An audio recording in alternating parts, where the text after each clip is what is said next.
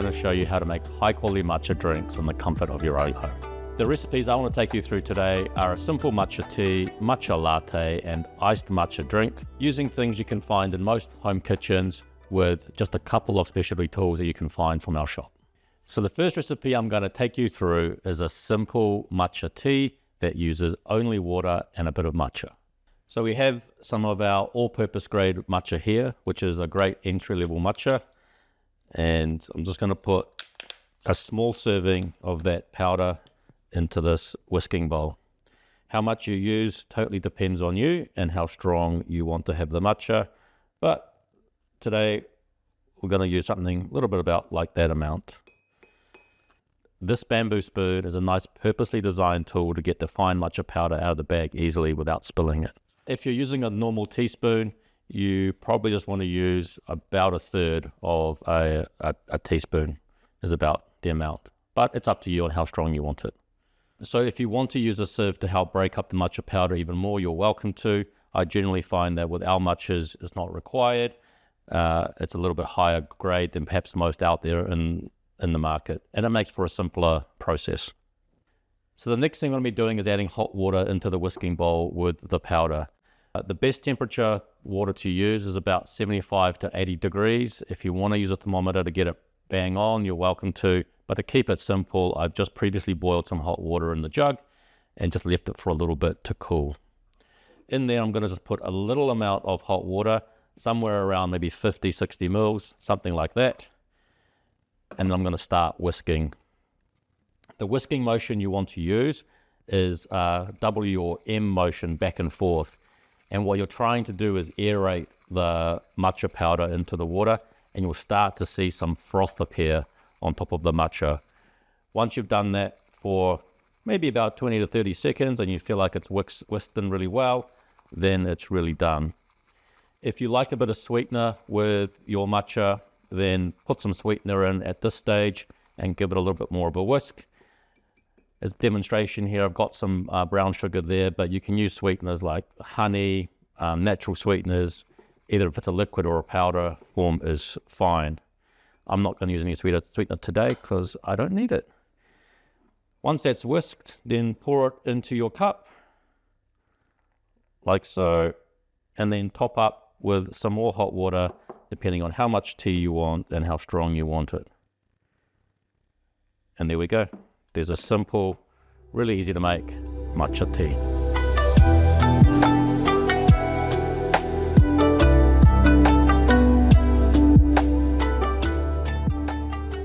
So now we're going to move on to our second recipe, which is a matcha latte. A good way to gauge your taste preference on this is how you normally have your coffee. If you have, for example, a flat white with a couple of sweeteners, then keep that in mind as how you make your matcha latte as well. Matcha latte, just like coffee, can be made with a selection of different milks. So here we have oat milk, normal cow's milk, and soy milk. All of them are good options to make your matcha latte from.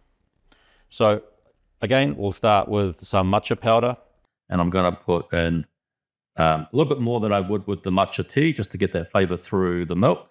So a good heaped teaspoon or bamboo spoon.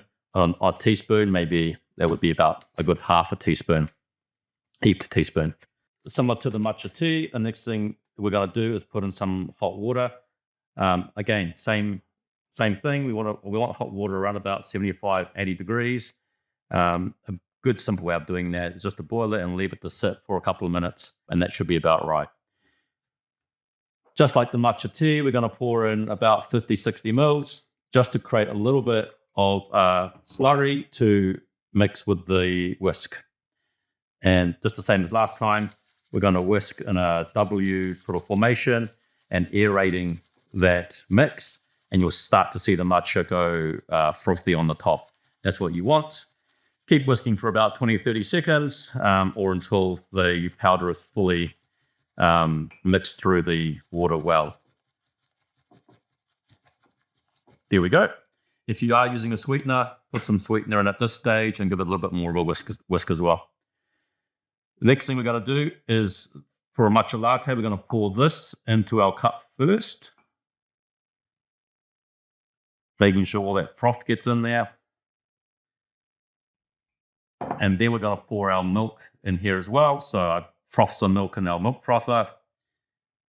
And we're going to pour that in after putting the matcha in and bring it up to the amount that you want. If you want a bit more froth from the milk to a bit more of an effect, you can just spoon that out too.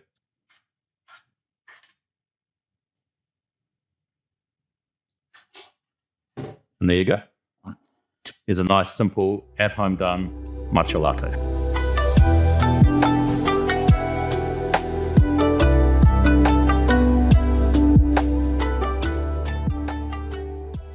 So next we're going to make an iced matcha latte. It's a great drink to have on a summer's day when you don't want to have a hot drink.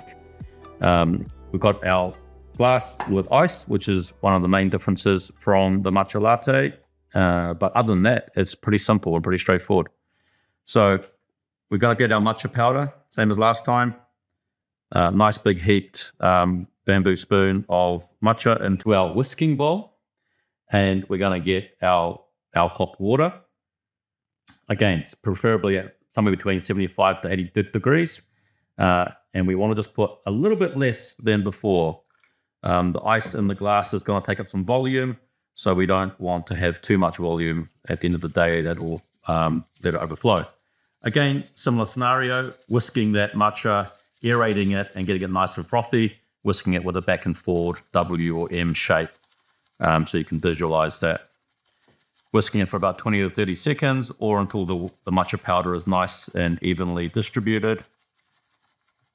And again, if you are in for a bit of a sweet drink on this, which this time around I'm going to do, put as much sweetener as you want. I'm going to put about that much. And then whisk it again just to whisk that sweetener through the mixture.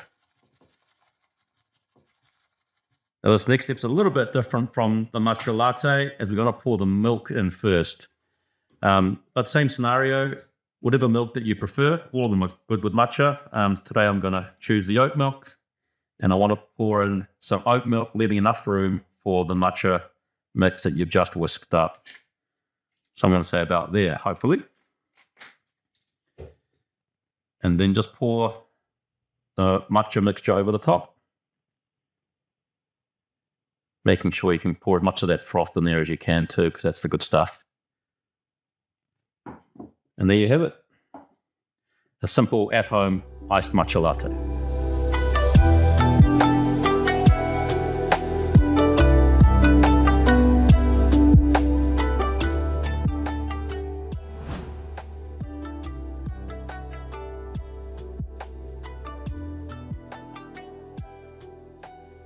Lastly, I want to introduce you to the decaffeinated version of matcha called Hojicha, or we call it roasted matcha.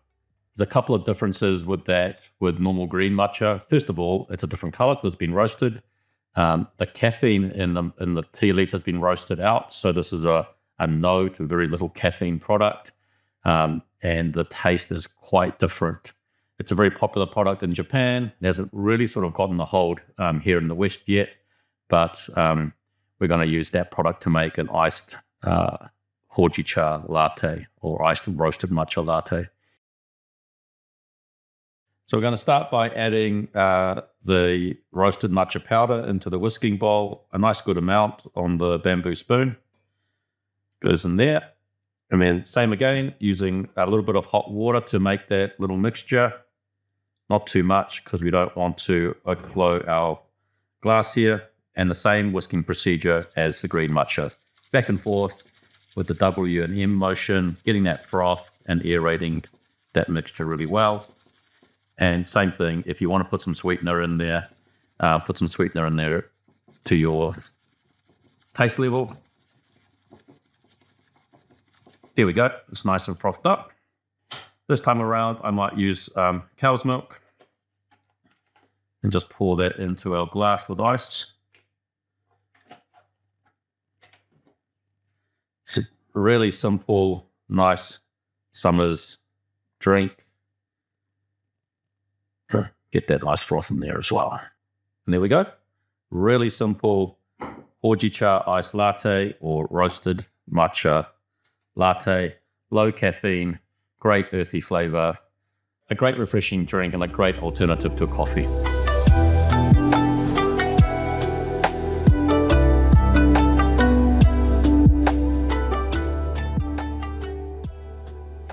So next we're going to be talking about steeping tea, and in particular roasting green tea. This is a version of green tea called kikucha, or stemmed green tea, meaning that it's got some stem in there as well as green tea leaf. It's great for roasting because that stem provides a great aroma. So this green tea has been dried, but it has not been roasted, and this is the version that we will be using to begin our roast. Today I'm going to show you how to roast your own green tea in the comfort of your own home, using some very simple equipment. So here we have a simple camping gas stove. It's easy to use. You can also do this on your stove in your kitchen, whether it be gas or electric. Gas is a little bit easier because it's a bit easier to control the heat. You can just use a normal frying pan, but here we have a traditional Japanese tea roasting pan. It's made from ceramic. The little unique thing about it is that the handle actually has a hollow that goes through into the pan. So when you finish your roast, you can just pour it out, which will show that shortly. So as explained a little bit earlier, this is kikucha, which is a stemmed green tea leaf. The stem provides a really neat aroma when roasting. So I'm just going to put that straight into the roasting pan.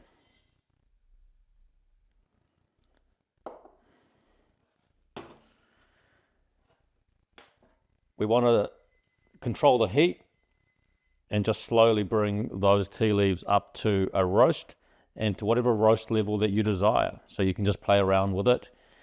You'll start to see the leaves move and then slowly turn brown.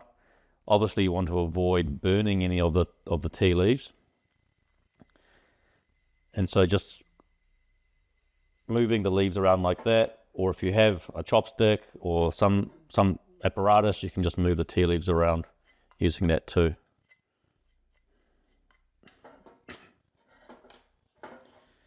So you're just going to slowly bring that up to heat, and you'll start to notice a really awesome aroma come out of these tea leaves.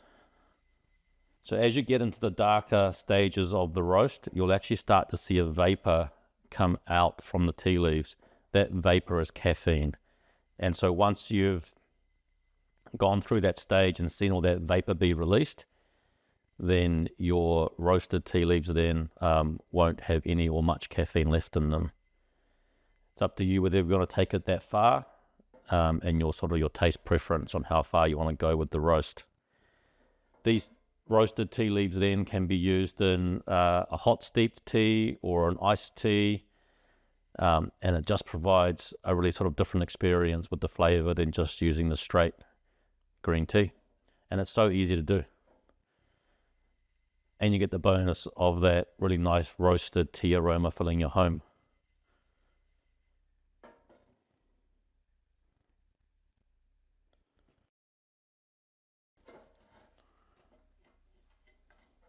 Here we go. You probably can't see it in the camera, but the caffeine vapor you can start to see come off the tea leaves here,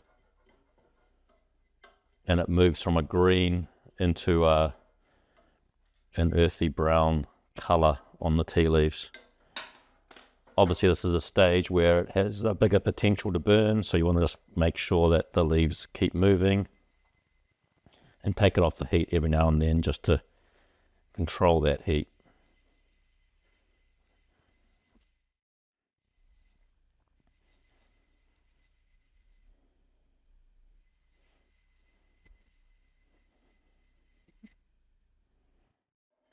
Almost there. Only takes a few minutes.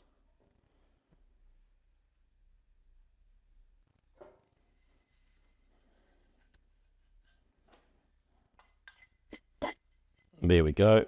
All of that vapor is now rapidly starting to come off the tea leaves. I won't put it back on the heat again, so I'll turn the stove off.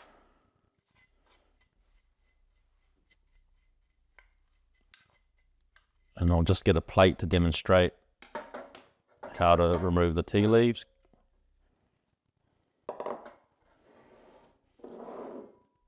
You can easily just pour those tea leaves out like that. You can see all that vapor coming off.